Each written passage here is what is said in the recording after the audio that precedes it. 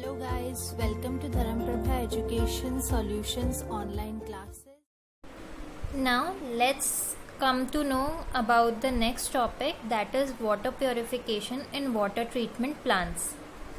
So आप water treatment plants में water purification कैसे होता है ये अपन अब इसमें देखेंगे इस एक फ्लो चार्ट के थ्रू. नाउ हमारा जो इम्प्योर वाटर है वो मेनली रिजर्वॉयर्स में होता है, रिजर्वॉयर्स में जाता है सारा. इसके बाद रिजर्वॉयर से सारा पानी एक सेडिमेंटेशन टैंक में ले जाया जाता है जिसमें कि जो सॉलिड पार्टिकल्स हैं, जो हैवी सॉलिड पार्टिकल्स हैं, वो नीचे सेटल डाउन हो जाते हैं. Then from this part water is moved to the loading tank. इसमें sedimentation of suspended impurities using alum etcetera takes place.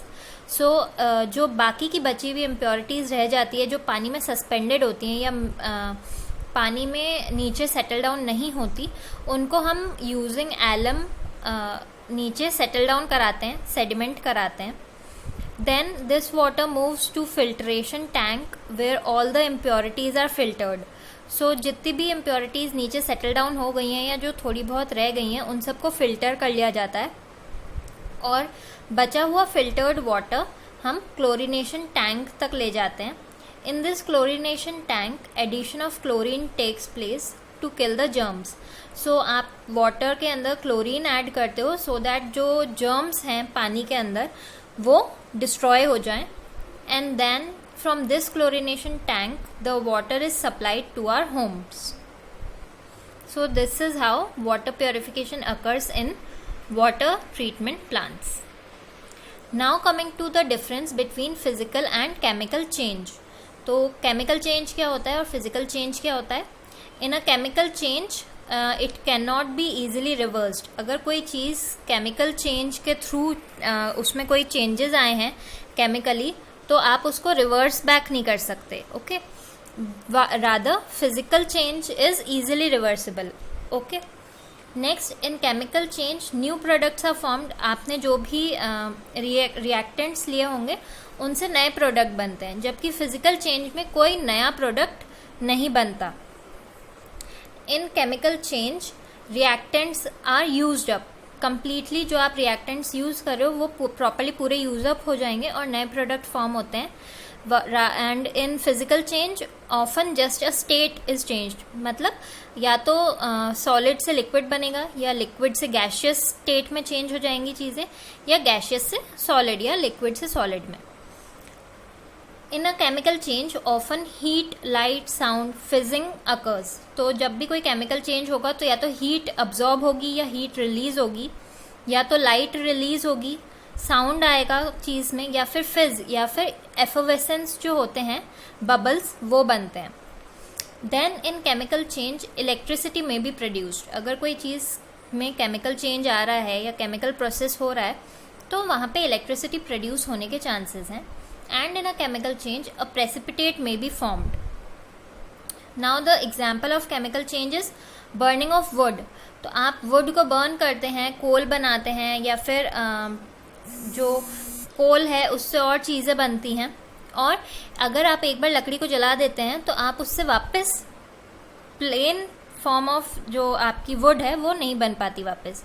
While in physical change, ice का मेल्ट होना.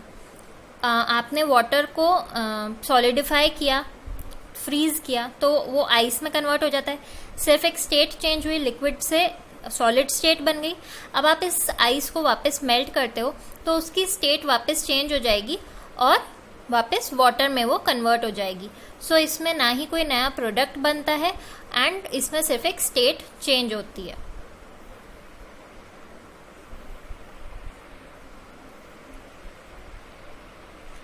Now let's know about something about elements. So elements are made up of same type of atom. आपका कोई भी element हो वो एक ही type के atom से बना होता है. Like atoms of Fe that is iron. एक एक एटम मिलकर के आपकी पूरी एक आयरन बार बन सकती है या लोहे की रॉड बन सकती है. So metals, elements are divided into metals, non metals and metalloids, जो हम हमारी पीरियोडिक टेबल में भी देखते हैं कि उसमें भी डिफ्रेंसिएशन दिया गया होता है मेटल्स होते हैं, नॉन मेटल्स अलग से रखे गए हैं और मेटलॉइड्स को अलग से सेट किया हुआ है. Now metals are lustrous. Okay, while non-metals are non-lustrous and metalloids have intermediate properties between metals and non-metals. So metalloids जो होते हैं उनमें दोनों की intermediate properties होती है, उनमें कुछ properties metal की होंगी और कुछ properties non-metal की होंगी. Now what is lustrous? What is the meaning of lustrous? Means metals have a shine or they are shining in their property while non-metals are non-lustrous. The next point is metals are malleable or ductile. So what is malleable? Malleable is that can be hammered into thin sheets. आप किसी भी metal element से या metal से उसकी छोटे छोटे coins या sheets बना सकते हो और you can change the shape of that element and form thin sheets. While in non-metals they are non-malleable and non-ductile. Also, what is the meaning of ductile? Ductile means that metals can be drawn into thin wire. Okay, so you can make small thin wires out of some metals. Now in metalloids, metalloids have properties of both metals and non-metals. So example of some metalloids are boron, germanium and silicon. Next is metals are sonorous while non-metals are non-sonorous. What is the meaning of sonorous? Meaning of sonorous is that metals are capable of producing a deep sound. Okay.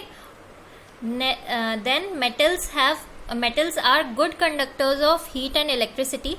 They conduct heat and electricity, and non-metals are bad conductors. They do not conduct heat and electricity. Examples of metals are gold, silver, iron, etc.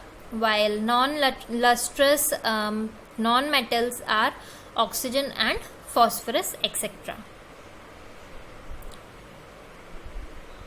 Now coming to the last topic for this chapter is the difference between mixture and compound. So mixtures are elements or compounds which are simply mixed, so no new substance is formed.